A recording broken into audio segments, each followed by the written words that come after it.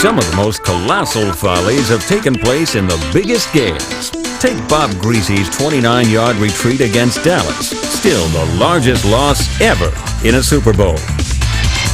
After the Browns rudely cut longtime quarterback Bernie Kosar, they gave his job to young Todd Philcox, who promptly handed the Seahawks the fastest score in their history. Todd Philcox about to take his first snap of the season. Drops back to pass. Under pressure, steps up, loses the football. Loose at the 7-yard line. The Seahawks have it and in for a touchdown. And what an inauspicious way for Philcox to debut in '93. No giveaway will ever top the Giants' unintentional generosity towards the Eagles in the play the sports writers dubbed the Miracle of the Meadowlands. Under 30 seconds left of the game.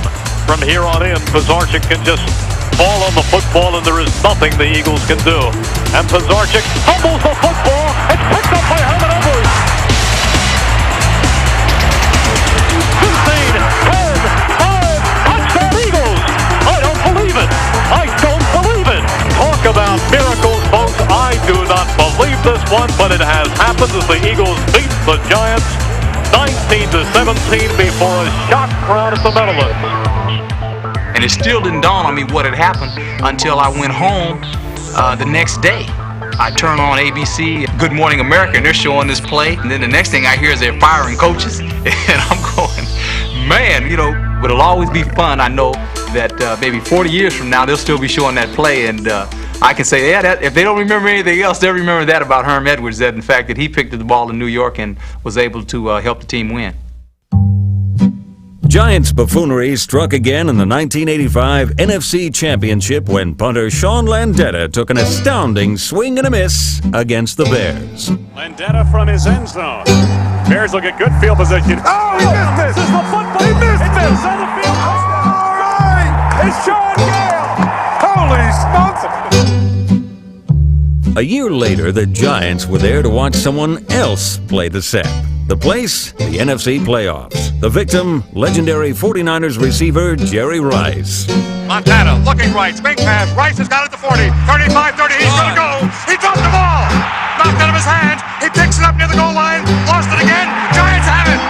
Jerry's juggling act helped put the Giants in their first Super Bowl. But of all the historic follies, the only one that caused an entire section of the NFL rulebook to be rewritten was the Raiders' notorious Holy Roller play.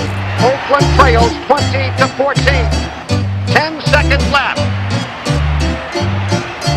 The crowd takes up a can of defense.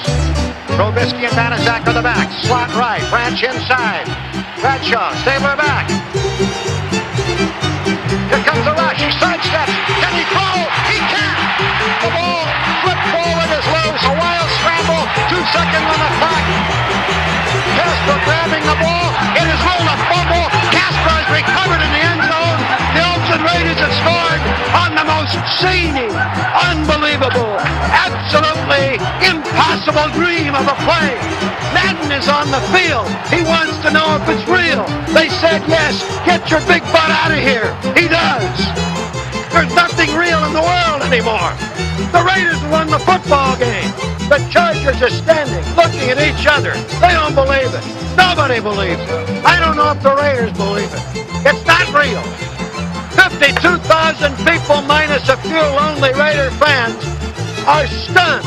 A man would be a fool to ever try and write a drama and make you believe it. This one will be relived forever.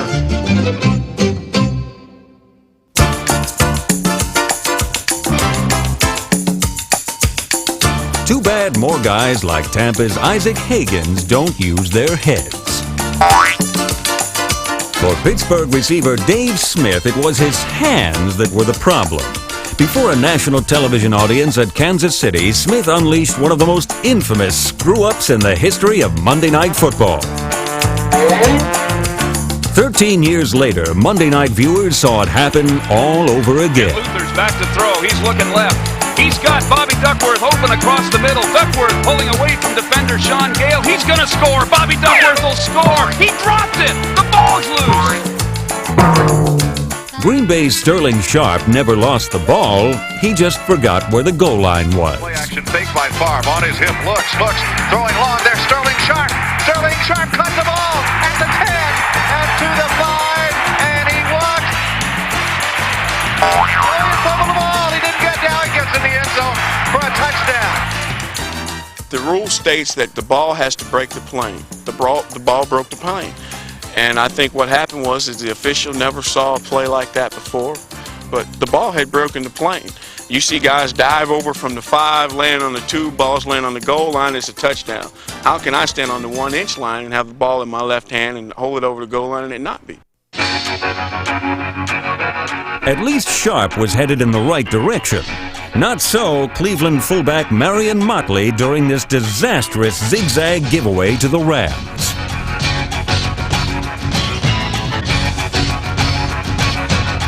The Vikings were also in a gift-giving mood here against the Chargers. The toss to Brown. Comes up fighting 4 yards, and he is going to have the first down. It's fumbled, and then it's flicked back to Cooper, and now it's intercepted. It is taken into the end zone for a touchdown by Gilbert. The Vikings try the gadget play, and it comes up and hits him in the face. It sure looked like smooth sailing for Eagles kick returner Art Powell against New York. The Giants didn't stop him. Maybe the grounds crew had just finished Simonizing the turf. Butterfinger John Love never even got as far as Powell did.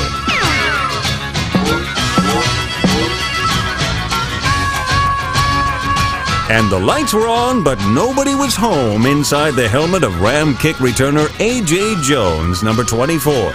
Apparently, A.J. wasn't quite up to speed on the subtle rules differences between kickoff and punt returns. He gets away from him and rolls into the end zone.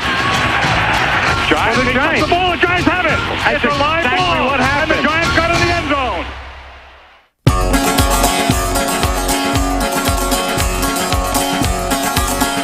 There are a million ways to score in the NFL. Green Bay's Philip Epps shows us his personal favorite.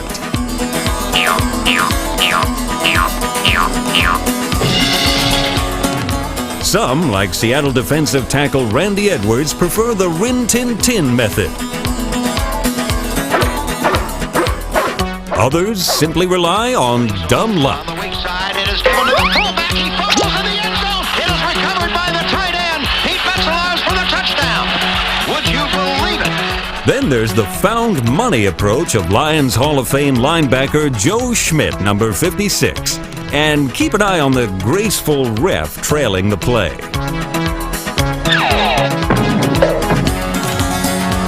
Dolphin holder George Wilson thought he'd outfox the Chiefs on this fake, but he forgot one small detail. Here, the Packers' MacArthur Lane gives new meaning to the term impact player. Two Steeler defensive backs had a similar powwow with a post while covering this pass play.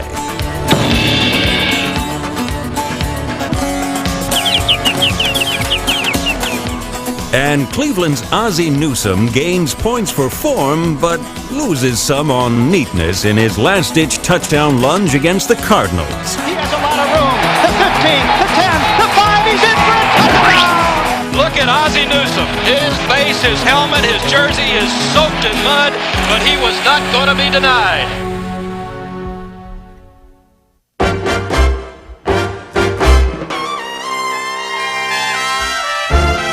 Too many cooks can spoil the broth in the NFL. A lot of guys got their mitts on this one before LA's Jack Dwyer gained possession, while nearly losing his jockstrap. More definitely is not always better when it comes to football. Witness this group grope by the St. Louis Cardinals. Ralph Guglielmi makes a final bid to pull it out for the Cards, but before he can execute a play, he loses the ball. Tackle Charlie Granger immediately recovers and gives to Frank Mesnick, number 36. Frank picks up a few yards before lateraling to Ken Gray. John David Crow advances with the ball, but he fumbles back to Gray.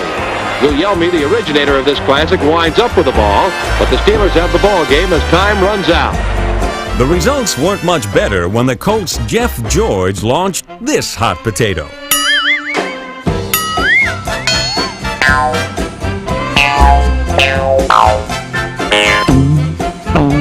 Packer golden boy Paul Hornung sported hands of granite here against the Cowboys. Paul Hornung mishandles a handoff. The ball seems to have a mind of its own as it leads everyone a Murray chase until Warren Livingston finally gets a grip on it and scampers over the goal line. Then there's this dazzling joint effort between the Steelers and Giants. Gets set for a long pass downfield. There it goes, but not into the arms of the intended receiver as the Giants roll. Gathers it in on the Giant 30, heads upfield.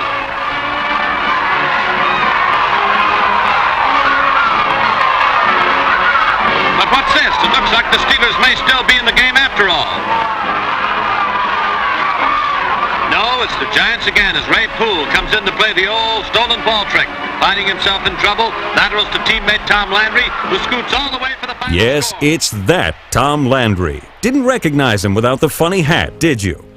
Now try to keep a running count just how many Jets touched the ball on this classic. He doesn't know what to do with it. He runs, he zigzags, he laterals to Griggs, and Griggs laterals off on the near side to JoJo Townsell. Townsell at the 40. Townsell laterals in back of him to the big tight end at the 50. He laterals back to another player. He laterals back to Kurt Sohn. Sohn laterals back at the 40. That player laterals back. It's loose at the 30. It's bouncing around. Bouncing to the 25. Bouncing to the 20.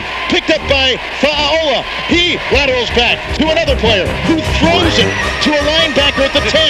That linebacker runs to the 20. He pitches off on the near side to a tight end who throws it behind his back.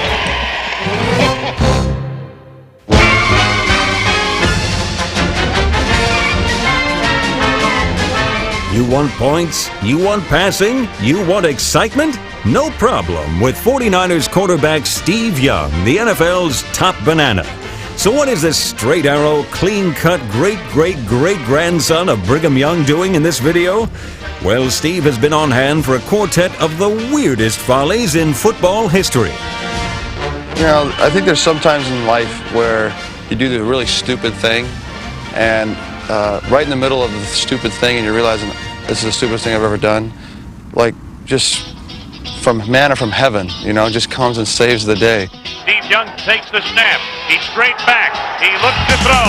Now, intercepted by Todd Bell. Bell laterals it over now to Richardson. Who laterals again. And it's taken by Tampa Bay down the right sideline. Vince Leflin's going to go all the way for the touchdown. And everyone forgets the stupid thing that you did, and that was what's great about that play is no one can remember the interception. I was like, oh, that had to happen so we could do this great play and score a touchdown. So every once in a while as a quarterback, you need something like that because when you make a mistake, it's usually pretty glaring. In this Steve Young Tampa Bay treasure, the Bucs and Bills switch sports right in the middle of the football game. Forced up, fires over the middle, and it is up in the air. Carter battling, looks like volleyball. Is it a catch? It is. That is the strangest play I've ever seen. Just another thing where I almost jumped in the middle of that one. You know, I couldn't get there quite in time, but almost. In San Francisco, Steve was too nauseous even to see this one. Well, that was a game I started and I was sick with the flu, so I was in throwing up. I didn't get a chance to watch that one other than on film. But, you know, pretty alert by Mike Sherrard. Goes across the middle to Jones. He's down, he fumbles the ball. He was already down, I believe, but then it's picked up by Sherrard. 20, 15, 10, 5, touchdown 49ers. Sherrard reached in and just took it away. And let's just refer to this next volley as Steve's heave to himself. That one will stick in my mind a long time because, you know, Ricky Watters is wide open in the back of the end zone. If I could just loft it over these defensive linemen, and I was so tired I slipped and it fell off, and I was humiliated. And then it bounced back to me, and the humiliation got worse because I had to catch it and run it, and it was really bad. It's to the sideline, still has the ball, cuts back to his right. He's still at the 15-yard line, throws on the run. He got his own deflection, and he's down to the 2-yard line. 49ers are 2 yards from the end zone on the zaniest play of the day by far. But now that it's been over, it's kind of a fun play to remember. But right when it happened, I was really embarrassed about the whole thing.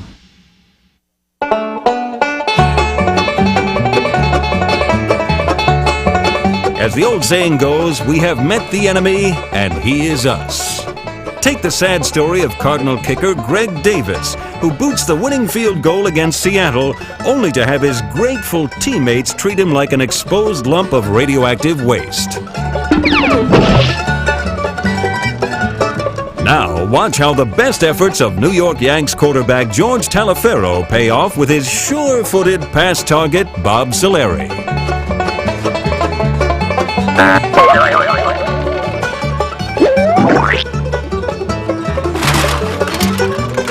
What we have here with Chicago quarterback Jack Concannon is a failure to communicate with his center. The Cardinals' Larry Stallings got the message, and an easy touchdown to boot. As it turns out, the Bears have specialized in this type of folly from one football generation to the next.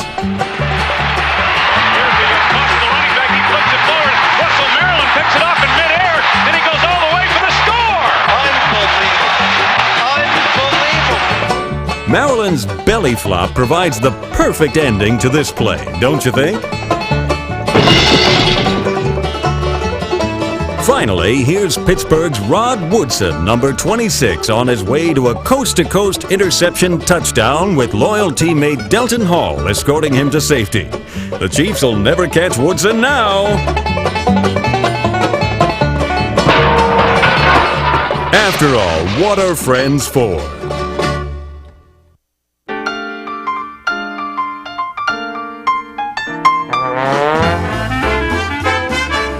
If the Dallas Cowboys are America's team, then the New Orleans Saints are the poster children of the football follies.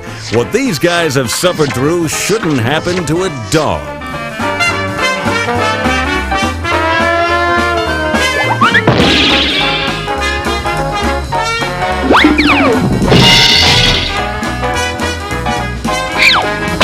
The Saints have been piling up the pratfalls since their early days in Tulane Stadium, when Billy Kilmer was directing his tosses towards some questionably placed landscaping.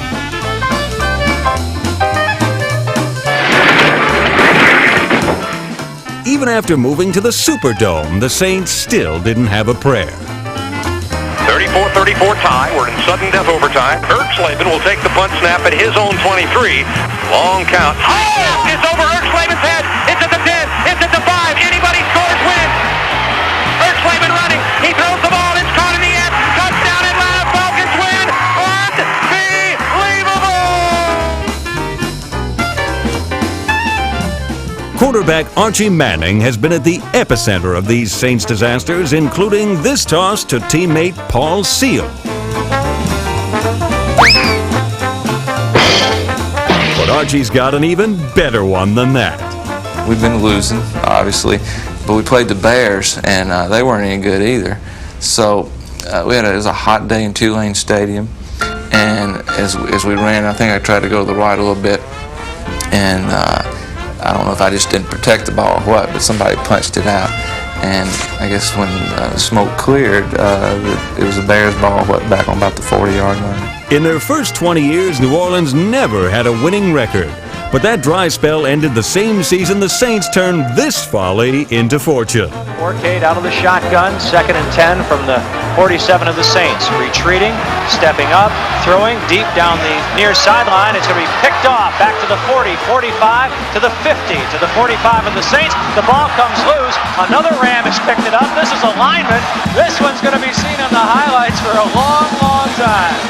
28 looking to lateral it. The ball goes loose and the Saints have it. It's Orcade. He's got it at the 40, 45, 50, 40, 30, 25, 20, 10, into the end zone for the touchdown.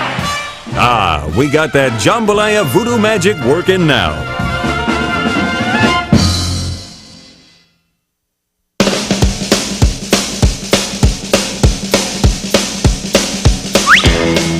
Kickers like the Buccaneers' Neil O'Donoghue are the very lifeblood of the football follies.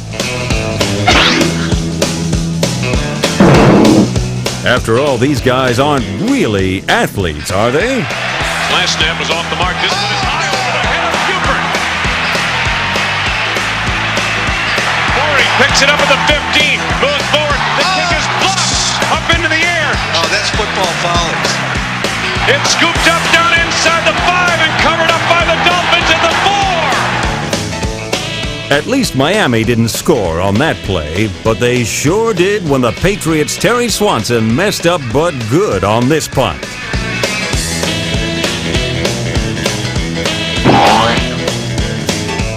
Swanson did manage to attempt a kick.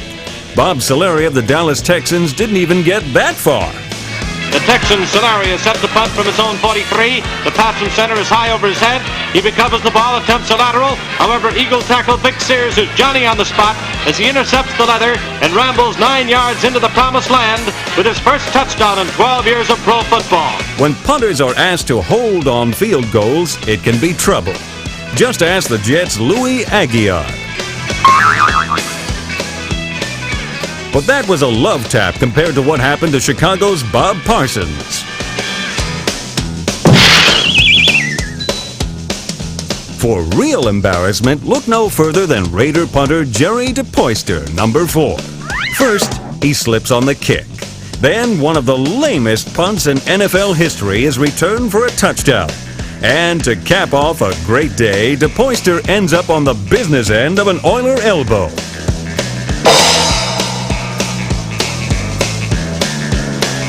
But the granddaddy of all kicking capers is still Greg Landry's mad scramble with the Colts. Mike Wood waiting for the spot from his holder, Landry. There it is. The kick is blocked. And Landry tried to recover and rolls free. The Colts have it. And it's going to be pulled out of bounds at the lateral around. Now here's Landry. Landry to the 5. Landry is going in for a touchdown. That's the wildest play in the history of the league. They played volleyball. Boy, I'll tell you, if they worked on that play, they all have their master's degree.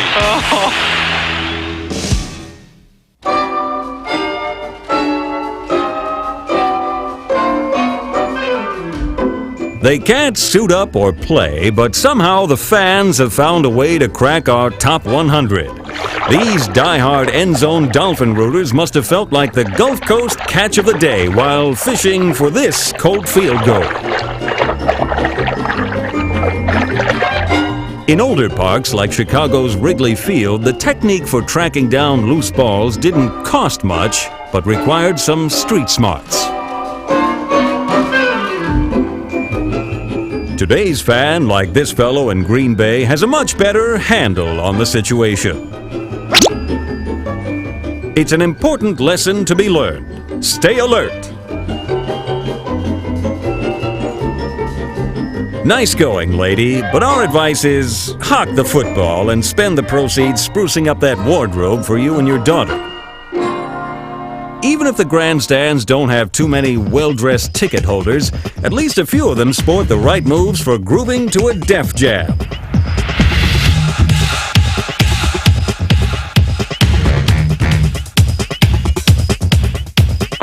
But the real pros are down on the field, and no one can cut the AstroTurf rug like these guys.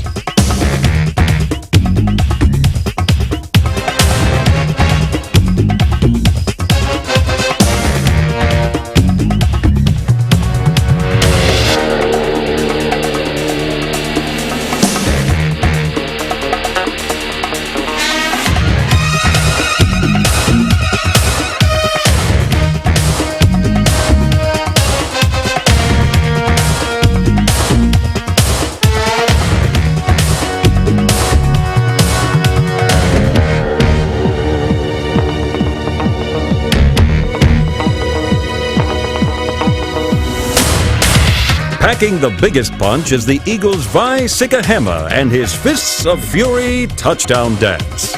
Well, what I did was when I came in to the bag, I led with an uppercut. So I uppercut and then I left hook and then I right cross. And I was trying to get the right cross to finish the guy off. You know, he wasn't really punching back, so it wasn't a tough fight. But Fred Barnett jumped in and stopped the fight. I told him next time to run in and throw the towel in. I had this little routine set up. And the reason was because the Tuesday before our day off, my wife and I took our 3 children to the art museum where Rocky in 1976 ran up the steps and was bouncing up and down, hands raised in the air. And I had my little VCR camera and I was filming them doing this. And it just kind of dawned on me that here we were in the city that made Rocky Balboa famous. So I told Roy Green on the sidelines that if I ever got in the end zone, I was going to head straight over to the goal post and work the bag like Rocky Balboa did in the meat locker. And this is the one that knocks him out right here. Bam! That right cross right there. I'm looking for a title shot, so if you guys can find me a promoter, I think we're on.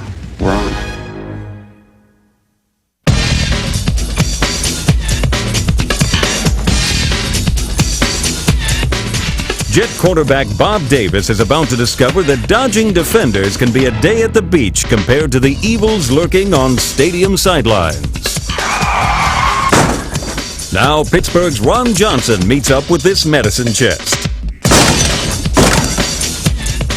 And get the towels ready for the Bears' Wayman Bryant and this unscheduled Gatorade dunking.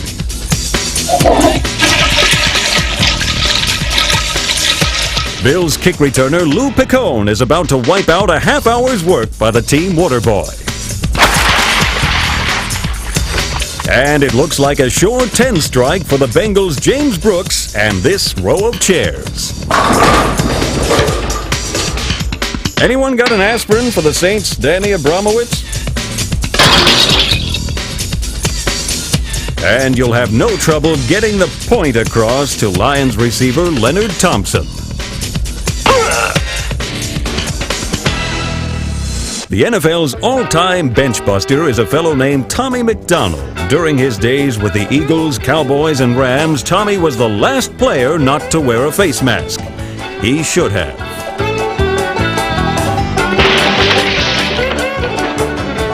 I actually got hit one time and I separated my shoulder, and I even got up with that separated shoulder and stayed in for 2 plays, and then I went out after the 2 plays because I didn't want them to know that they hurt me. This tarp tumble ranks among Tommy's very best. McDonald wasn't a big pass target, but 6'8" Harold Carmichael sure was, which makes it even harder to believe this shocking vanishing act. Seems like somebody also wanted to make Cleveland's Bobby Mitchell disappear too. Someone should have gotten a snapshot of that. Too bad a sideline photographer never got that chance after his ill-advised rendezvous with the Giants' Phil McConkey.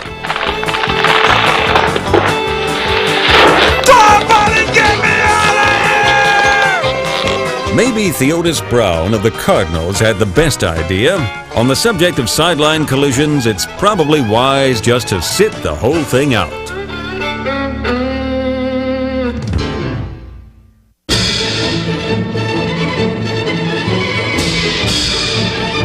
When it comes to posting the big numbers, Dave Craig is right up there with the best.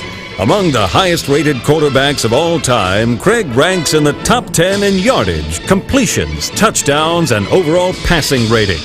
He's been to the playoffs on 5 occasions and appeared in 2 conference championships. But Dave also holds another record he'd just as soon give to somebody else. Craig is the #1 fumbler in NFL history.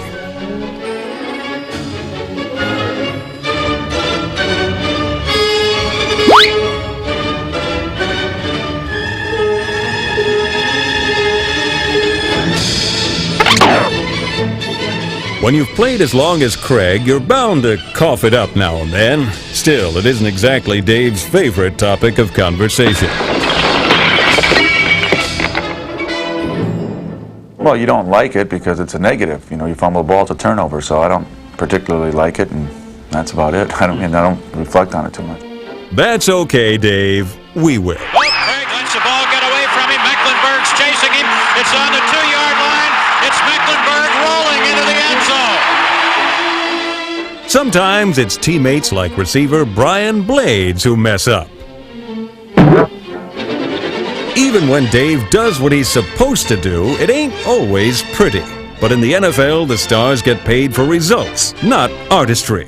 And that's why so many of Dave's ugly duckling plays usually end up as beautiful swans. Craig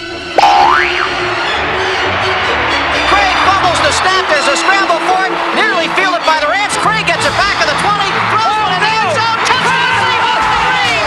I don't believe it!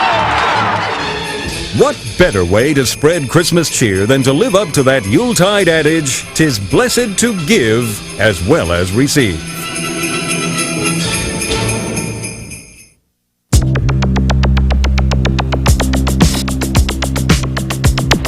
Some follies happen once, and then never again in the NFL. Witness the Buccaneers' Johnny Ray Smith really socking it to the Vikings on this kickoff return. At least Smith picked up some yardage even without traction. What excuse did Buffalo's Keith Moody have on this return?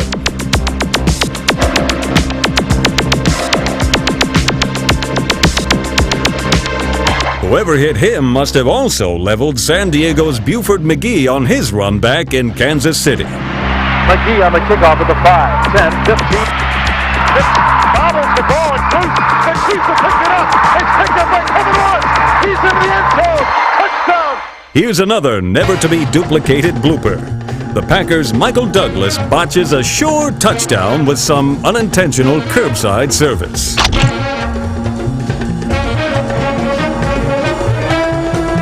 Dick Hoke of the Steelers probably never expected to fumble either. But after the Giants' Spider Lockhart loses his helmet on the tackle, he regains the football thanks to this back-breaking blooper by the Pittsburgh running back. Plenty of players have been asked to carry the load, but Buffalo's James Lofton certainly didn't think that included hitchhiking piggyback riders. One guy is heavy enough, so you can imagine how Oakland's Raymond Chester felt when a bunch of Bengals hopped on board.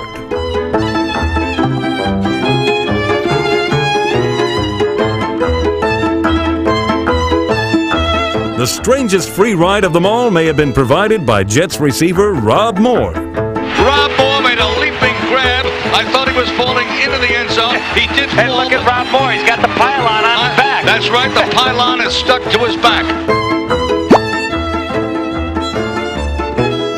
Our next play boasts two blunders for the price of one. First, this pair of oafish Ram defenders do their job. Then Johnny Morris chips in. Morris scored anyhow, as did Tampa Bay's Lars Tate on this topsy-turvy touchdown. Out of the eye, Tate, and he spins over the top, stays on his feet. To the 40, to the 30, to the 20, to the 10, and he scored! I don't believe it! You've probably never seen a play like this Houdini-style escape by 49ers receiver Billy Wilson. It looks like Billy's a dead duck, surrounded by three Colt defenders, including a guy named Don Shula. He came across and my teammate Carl Tassif was trailing him, and I was coming in to make the tackle as he caught the pass and turned up the field. And as he turned up the field, he leaped straight up in the air, and I went to make the tackle, and Tassif went to make the tackle, and we hit heads, and Wilson ran in for a touchdown. It wasn't one of my greater moments in sports.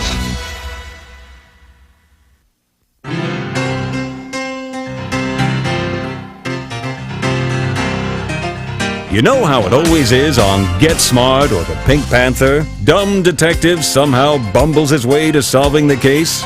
Well, it's a lot like that in pro football, when even the most horrible plays turn out all right in the end.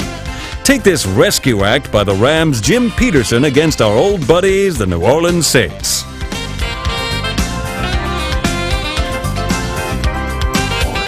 The Rams drew it up like that, right? But there's no way the Giants could have practiced an interception tip drill like this one. Needless to say, Redskin receiver John Love was most grateful.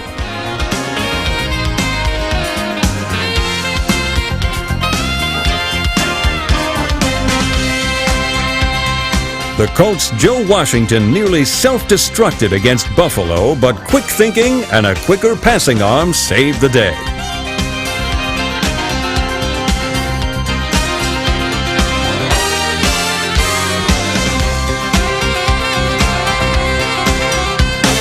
It was that kind of ingenuity that turned around a potential disaster and gave Seattle rookie quarterback Kelly Stauffer his very first NFL touchdown pass. Just as I was starting to give my play fake, I was ran into, and so I started to fall down and Kurt Warner stepped up to act like he was getting a football, and his elbow just went right in the spacing of my face mask and broke my nose. Cropper stumbles as he goes back to pass, goes down, gets up, and now cranks up, throws a deep bomb to Butler. He's got it. Touchdown, Seahawks! Some gadget plays just don't work. But Charger quarterback John Hadel made this one click, even though it wasn't run exactly the way the playbook instructed. Here's some fast thinking from Green Bay Minister of Defense Reggie White. Here's Evans back to throw on second down. They chase him out of the pocket to screen, and he sets a screen up, and it's knocked down at the 38-yard line. A fumble. Tackle. Do the Packers have the ball? Apparently they do. And they're going to give it to the Butler. Goes to the touchdown. It is a touchdown for Leroy Butler. Holy cow! And the fumble recovery. Proof positive that in the NFL, it's not how you start, it's how you finish.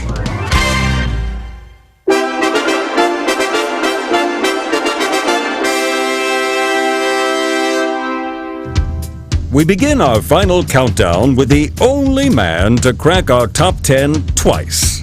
Cowboys defensive tackle Leon Lett. Dallas was protecting a 1-point lead against Miami as the Dolphins lined up to attempt the game-winning field goal in the final seconds. Then Leon swung into action. 41-yarder, it's a first down kick, and it's blocked! It's blocked and rolling around at the 10-yard line. Jimmy Jones got the block and no one... Yeah! Leon Lett! Leon Lett! Oh my goodness gracious! I think they get another shot. This is Miami's ball.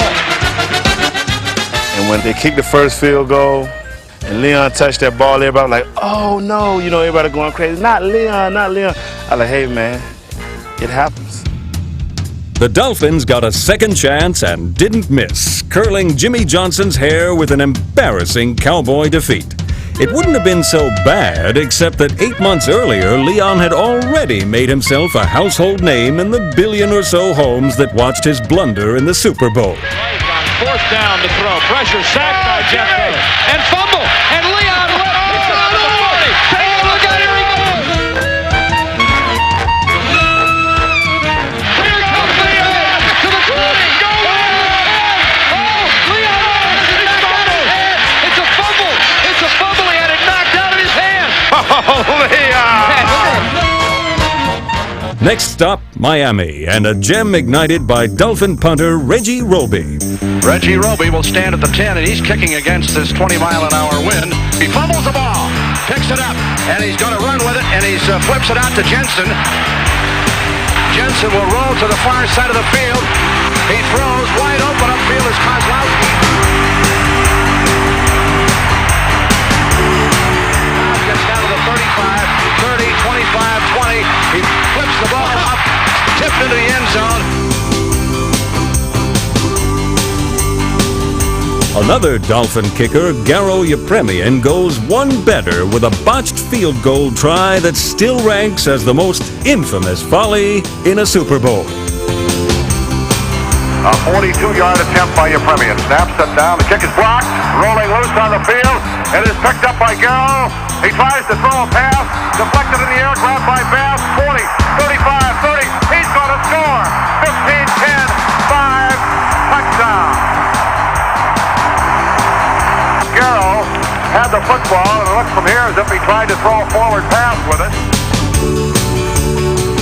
But when I looked up, Bill Brundage was in front of me, and of course when he's in front of me and I'm 5'7" with my hair up, and he's in front of me is 6'4", 270 pounds, I couldn't see anything downfield. So, and I didn't realize my hands were too small. The ball just slipped out of my hands. The only thing that bothers me is I didn't do it often enough. I threw one pass, and I've made so much a fortune doing banquet speaking. If I had thrown the pass more often, maybe I would have done much better. Maybe I would have been a color analyzer on one of the networks. Or maybe national spokesman for the Hair Club for Men. Hey, Garo? Our next volley centers on a long-forgotten Patriots running back named John Tarver. Early on in a game against the Raiders, Tarver scored a touchdown, and it looked as if New England might pull off a shocking upset. But Tarver banished such notions the next time he touched the football. Patriots came to Oakland trying to beat us on our home turf. They scored a couple times earlier. We were putting it together, And on that particular play, they tried to sweep around our end over there. I remember the running back went to the inside, Bubba went to the outside. Here came the sweep. I went back to the outside. All of a sudden, there's 4 guys in Tartaball's face. Now, was he scared to death, or was he trying to flip it back to Plunkett that he might have thought ran into the end zone for some crazy reason? We'll never figure it out. And that just goes to show you the Raider mystique was in work again. This guy wanted no part of 4 Raider silver helmets in his throat. Even after changing from a Saints to an Oilers uniform, it didn't change Archie Manning's luck when it came to appearing in the football Follies. We went up to Philadelphia to play the Eagles, and it was cold, and the Eagles blew us out. It was late in the game. Dave Casper was a tight end, and in the huddle, I had just said, not before this play, about 3 plays before this, I said, look guys, you know, it was about 3 or 4 minutes to go in the game. I said, let's try to get a score. So they sent in a play. We had a reverse to Casper from the tight end position where he throws a pass. And I'm not sure that was really the time to call it, but that's the play they wanted, so I called it. So I faked to somebody and then give it to Casper. And the Ghost comes around, he's got the ball. He stops and throws the ball back to me, which I didn't want it. Ball is bouncing free.